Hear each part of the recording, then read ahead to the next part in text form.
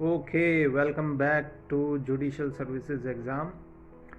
पिछले वीडियो में हमने भारतीय साक्ष्य अधिनियम के चैप्टर 1 और चैप्टर 2 पर चर्चा करी थी, थोड़ा सा इंट्रोडक्शन दिया था।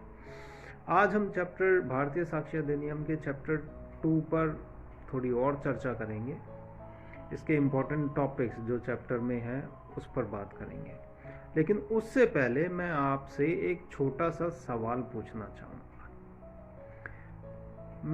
भारतीय साक्ष्य अधिनियम में एविडेंस कहाँ पर डिफाइंड है? ऑप्शन देता हूँ आपको, 21A, 21C, 21D या 21E। कहाँ डिफाइंड है? नहीं याद आ रहा? याद भी नहीं आएगा। क्यों?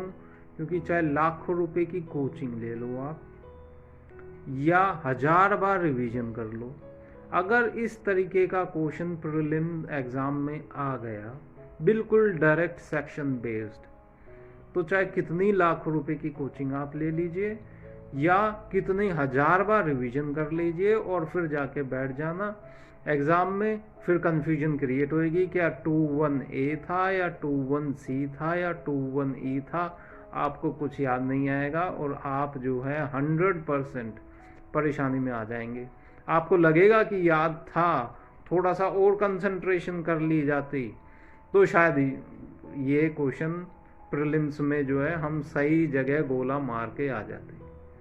ठीक है, कुछ भी नहीं, लाखों रुपए की कोचिंग की कोई आवश्यकता नहीं है। मैंने पहले भी कहा है कि किसी भी लॉ एग्ज़ाम में, चाहे वो RJS हो, चाहे DJS हो, चाहे JLO हो, चाहे APO का एग्ज़ाम हो, कोई भी एग्ज़ाम हो लॉ रिलेटेड, उसके लिए कोचिंग की आवश्यकता नहीं होती। क्योंकि जैसे मैंने बताया, एविडेंस पूछ लिया है एग्ज़ाम में, प्री है एग्ज़ाम में सीधा एविडेंस की डेफिनेशन पूछ ली है, कौन सी धारा में है, आप कंफ्यूज हो। अब लाखों की कोचिंग ले लीजिए या 1000 बार रिवीजन कर लीजिए, याद रहना चाहिए। अगर याद नहीं है तो कोचिंग खराब लाखों रुपए की, और जो है रिवीजन का कोई फ़ायदा नहीं।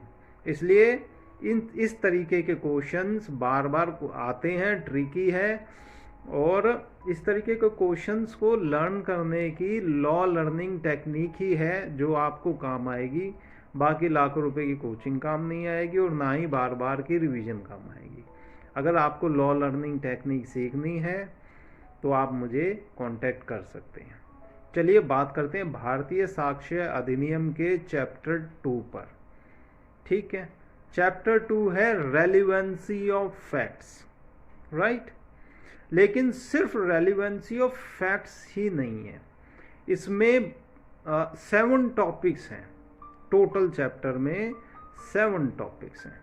रेलिवेंसी ऑफ फैक्ट्स, ठीक, admission, confession, statements, judgements, opinion and character.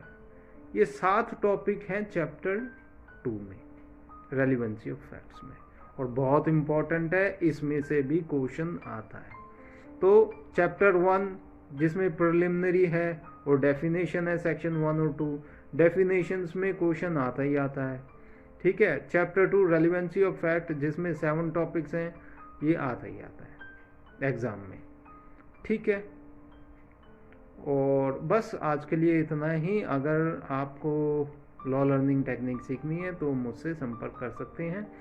बाकी इन सभी के हम डिटेल्ड वीडियोस आगे बनाएंगे और आगे भी इन सभी टॉपिक्स पर हम चर्चा करते रहेंगे।